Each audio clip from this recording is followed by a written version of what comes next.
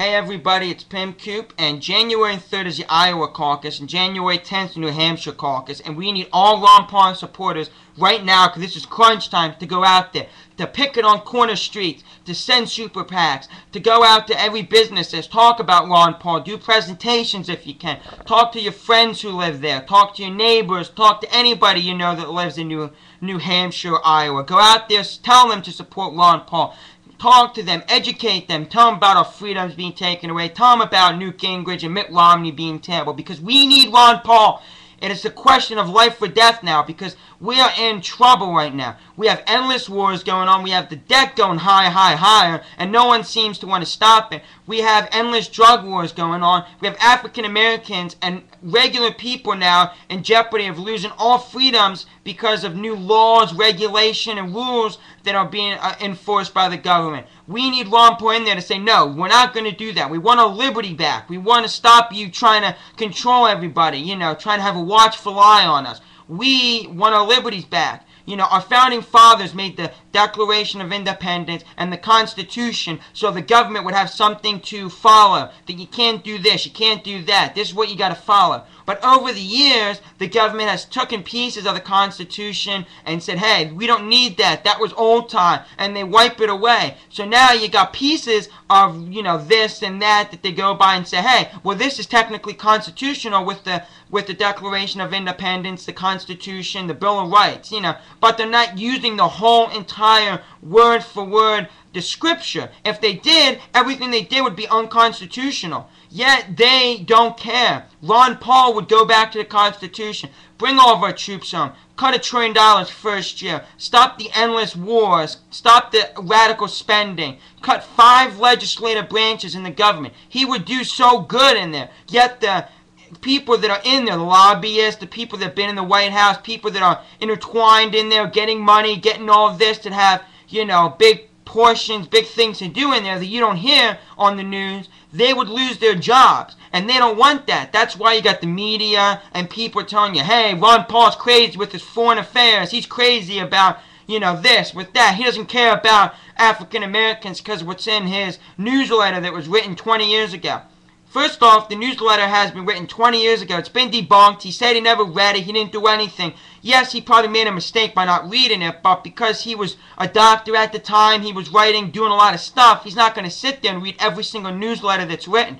He is going by what his editors and the writers are putting out there. So he is out there going based off what they said. And they are the ones who wrote it. And Ron Paul maybe just signed it if that's all he did. But he has no entitlements. Anything that it says is not true. Yet the media keeps wanting to hound you and say, oh, he's a racist, he's a racist. If you look back in 2008, you will see that Ron Paul is the only guy who was out there fighting for African American rights, saying that the drug war is harming the African American and they're getting wrongly prosecuted and put in jail. Because well, who's to say that marijuana or cocaine or heroin is not legal in this country? Who's to say that?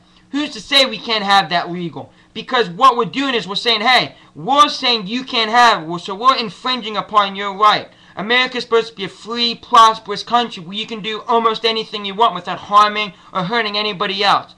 The government now is telling you can't do this, you can't do that, because we feel. You know, basically, we feel that you can't do it. But who's to say that they can't? Ron Paul was on Jay Leno saying that, hey, it's like, I don't like marijuana, I don't like heroin and all these other drugs, but who's to say that I won't, you know, who's to say, you know, that they can't have it? You know, I can't say if I was president, you can't have it. It's your right. He's the only guy for people's rights. He didn't sign for the Patriot Act. That is huge. You know, he didn't do that. He's following the Constitution. Ron Paul is doing everything possible to save America.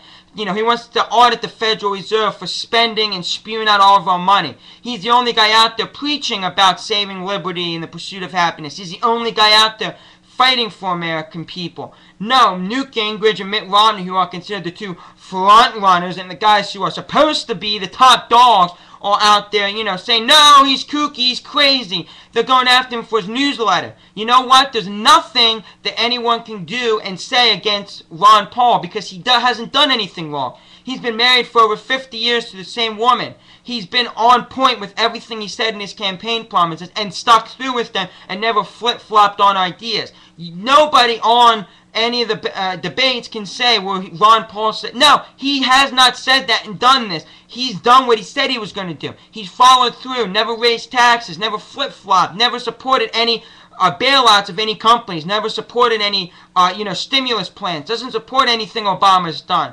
for the most part. He is for American people. And to think you got people like Gloria Bolger going out there and harassing him. I mean, harassing him with questions over and over and over again, and then they go on TV and said, oh, he didn't want to answer. Yet, you look at the interview they finally put out on CNN, he answered the question 20 times, and he got so ticked off because she wouldn't just take the answer.